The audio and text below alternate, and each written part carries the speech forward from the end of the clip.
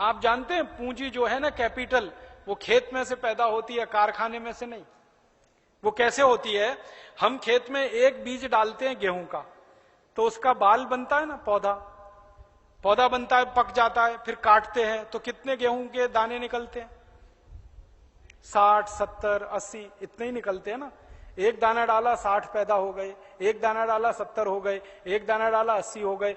तो दाना तो हमने एक डाला और पैदा हो गए 80 दाने, तो जो 79 दाने ज्यादा हुए वो पूंजी बन गई हमारी। खर्चा किया एक दाने का, पैदा हो गए 80 दाने। कई कई जगह तो भारत में गेहूं के ऐसे बीज हैं जहां एक बीज डालो तो 125 गेहूं के दाने निकलते हैं बाल में। एक मैंने देखा मध्य प्रदेश में, एक बीज डालो तो 150 दाने निकलते हैं, एक बाल में 3 बाल निकलती है। तो पूंजी पैदा होती है धरती में से। धरती माता है जो खेती में इतना उत्पादन देती है, उसमें से पूंजी पैदा होती है। तो क्या करना चाहिए था उस समय जब भारत सरकार के सामने यह समस्या आई कि कारखाने लगाने, उद्योग करना, व्यापार करना, पैसे की जरूरत है, तो खेतों की तरफ ध्यान देना चाहिए था, किसानों को सुविधाएं देनी चाहिए थी, किसानों को बढ़ावा देना चाहिए था। किसान पूंजी पैदा करके देते और उस पूंजी से हम देश का विकास करते। लेकिन हमारे नेताओं ने गलती कर दी। गलती क्या कर दी? किसानों की तरफ ध्यान नहीं दिया, खेतों की तरफ ध्यान नहीं दिया, पूंजी के लिए विदेशों से कर्ज मांगना शुरू कर दिया।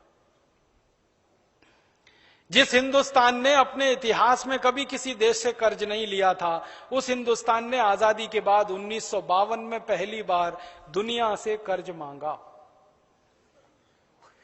आपको यह सुनकर बहुत दुख होगा कि 1947 तक हम दुनिया में ऐसे देश थे जिसके ऊपर कर्जे का 1 रुपया नहीं था। फिर 1952 में हमारी सरकार ने विदेशी कर्ज लेना शुरू कर दिया। कर्ज लेना शुरू कर दिया तो कर्ज देने वालों ने अपनी शर्तें हमारे ऊपर लगाना शुरू कर दिया। आप किसी से भी कर्ज लेंगे तो फोकट में तो नहीं देगा वो। आप बैंक से कर्ज मांगने जाते हैं ना, तो बैंक अपनी शर्त बताता है कि नहीं? ऐसे ही हमने विश्व बैंक से कर्ज मांगा, विश्व बैंक ने अपनी शर्त बताना शुरू किया। और उनकी शर्तें क्या थी? उनकी शर्तें ये थी कि जिस मुद्रा में भारत हमसे कर्ज लेगा उसकी कीमत बढ़नी चाहिए। मतलब भारत कर्ज लेगा अगर डॉलर में, तो डॉलर की कीमत बढ़नी चाहिए। भारत कर्ज लेगा अगर स्टर्लिंग पाउंड में, तो स्टर्लिंग पाउंड की कीमत बढ़नी चाहिए। भारत अगर कर्ज लेगा फ्रेंच में, फ्रैंक में, फ्रांस की करेंसी फ्रैंक, तो उसकी कीमत। तो जो भी विदेशी मुद्राओं में हमने कर्ज लेना शुरू किया, उन मुद्राओं की कीमत बढ़ती गई। और उस कीमत को बढ़ाने के लिए भारत की सरकार ने अपने रुपए की कीमत को गिराना शुरू कर दिया। 1952 में रुपए की कीमत गिरी। 1947 15 अगस्त को 1 रुपया 1 डॉलर के बराबर था। 1 रुपया 1 स्टर्लिंग पाउंड के बराबर था। 1 रुपया 1 फ्रेंच फ्रैंक के बराबर था। लेकिन 1952 आते आते 7 रुपया डॉलर हो गया। फिर हमने दोबारा 1957 में कर्ज लिया, फिर 1962 में लिया, फिर 1967 में लिया, फिर 1972 में लिया, फिर 1977 में लिया, फिर 1982 में लिया। और 1982 के बाद हर साल कर्ज लेना शुरू कर दिया। पहले 5-5 साल में एक बार कर्ज लेते थे। फिर 1982 के बाद हर साल 1983, 1984, 1985 हर साल कर्ज लेना शुरू किया। और कई कई प्रधानमंत्री तो ऐसे आए महानुभाव इस देश में, जिन्होंने पुराने कर्जे का ब्याज देने के लिए नया कर्ज ले लिया। ऐसे भी प्रधानमंत्री आए। उन्होंने कर्जों के सारे रिकॉर्ड तोड़ दिए। परिणाम क्या हुआ? कर्ज बढ़ता गया। और 1991 से इस देश में एक नीति चल पड़ी जिसका नाम आप जानते हैं, उदारीकरण। अंग्रेजी में कहते हैं उसको लिबरलाइजेशन, हिंदी में उदारीकरण। फिर एक नीति है वैश्वीकरण, ग्लोबलाइजेशन। मैंने इस नीति का नाम बदल के रखा है उधारीकरण। कर्ज लेना, उधार लेना, कर्ज लेना, उधार लेना, कर्ज लेना, उधार लेना। जितने प्रधानमंत्री आए सबने अंधाधुंध कर्ज लिया।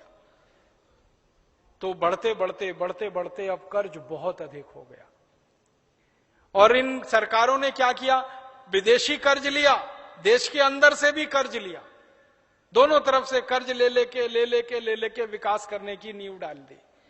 सबसे खराब काम हुआ कर्ज लेकर विकास करना। हमारे भारत की परंपरा क्या है? जितनी लंबी चादर उतने लंबे पांव, ये भारत की परंपरा है। अगर हमारे पास कम पैसे हैं तो कम पैसे में ही काम चलाओ, कर्जा लेके मत आओ, ये भारत की परंपरा। लेकिन सरकारों ने इसका उल्टा कर दिया। उन्होंने कहा कि चादर अगर बड़ी नहीं है तो उधार की चादर ले आओ। तो कर्ज ले लेके देश के ऊपर इस समय लगभग 18 लाख करोड़ रुपए का तो विदेशी कर्ज हो गया,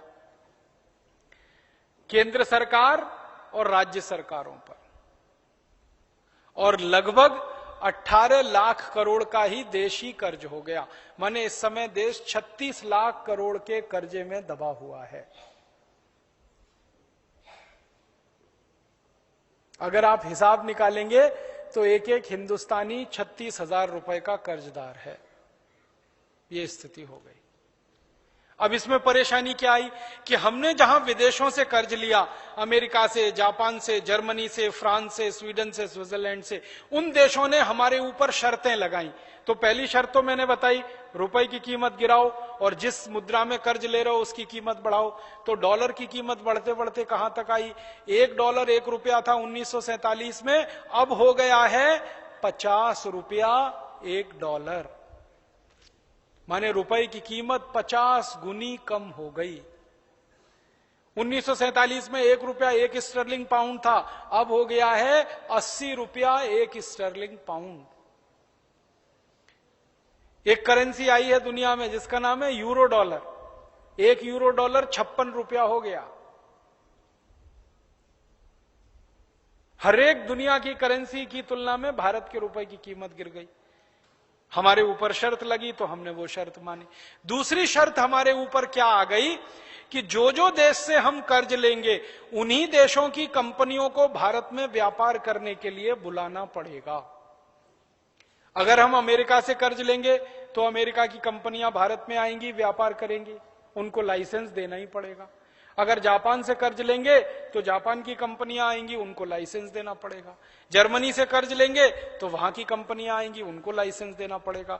तो भारत की सरकार ने 24 देशों से कर्ज ले रखा है, तो 24 देशों की 5000 कंपनियां घुस गई हमारे देश में धंधा करने के लिए। अब दुख और तकलीफ की बात क्या है कि हमने एक ईस्ट इंडिया कंपनी को 100 साल की मेहनत करके मार के भगाया था, और उसको भगाने में लाखों शहीदों की कुर्बानी देनी पड़ी थी। करोड़ों हिंदुस्तानियों को अपनी मां बहन बेटियों का बेइज्जती सहन करना पड़ा था एक कंपनी को भगाने में। लेकिन अब आजादी के बाद ऐसे चक्कर में देश फंस गया कि 5000 से ज्यादा विदेशी कंपनियां फिर आ गई। अब इन कंपनियों के आने से फिर नुकसान हो रहा है। पहले ईस्ट इंडिया कंपनी आई, वो माल बेच के मुनाफा कमाती थी, ऐसे ये 5000 कंपनियां माल बेच के मुनाफा कमाती, और नुकसान दोहरा हो रहा है। हमारा एक नुकसान तो ये हो रहा, रुपए की कीमत जैसे जैसे गिर रही है ना, बहुत नुकसान होता है इससे देश को। आप समझते हैं कैसे नुकसान होता है? 1947 में अगर हम 1 रुपए का माल अमेरिका को बेचते थे तो हमको $1 मिलता था। अब 2009 में हमको 50 रुपए का माल बेचना पड़ता है, तब $1 मिलता है। माने माल हमारा 50 गुना ज्यादा जाता है, डॉलर हमारे पास 1 ही आता है। सोचो कितना बड़ा नुकसान है देश का। एक उदाहरण से समझाता हूं, ये आप सबको समझाइएगा। रुपए की कीमत जब गिरती है तो नुकसान क्या होता है। हम हिंदुस्तान से कच्चा लोहा बेचते हैं दूसरे देशों को। तो जब हम आजाद हुए ना, हमने कच्चा लोहा पहली बार जब बेचा दूसरे देशों को तो उसकी कीमत थी 7 रुपया किलो, आयरन ओर। अब क्या हुआ, रुपए की कीमत गिरती गई, तो वही कच्चा लोहा अब हम दुनिया के देशों को बेचते हैं तो उसकी कीमत है 15 पैसा किलो। हमारा जो माल दुनिया में बिकता था ना 7 रुपए किलो, अब बिकता है 15 पैसा किलो। आप सोचो 1 किलो कच्चा लोहा बेचने पर 6 रुपए 85 पैसे का नुकसान होता है। और एक साल में कर्नाटक राज्य अकेला 2 करोड़ मीट्रिक टन कच्चा लोहा बेचता है, 14,000 करोड़ रुपए का नुकसान होता है। फिर महाराष्ट्र राज्य बेचता है, उसको नुकसान होता है। फिर झारखंड बेचता है, उसको नुकसान होता है, फिर उड़ीसा बेचता है। तो हिंदुस्तान को हर साल 60 से 70 हजार करोड़ का नुकसान तो कच्चा लोहा बेचने से हो रहा है, क्योंकि रुपए की कीमत कम है।